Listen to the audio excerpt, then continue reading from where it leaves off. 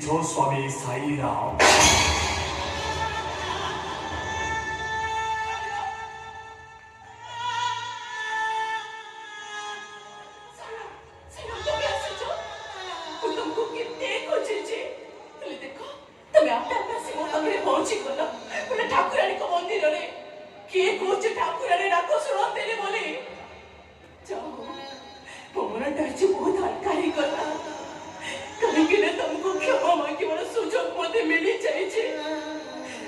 क्षमा कर दियो साईराम क्षमा कर दियो मते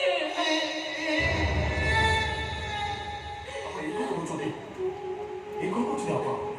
एनी परिवार छोटा कहि दियंतुनी मो परिवार लोक मते भूल बुझुछथि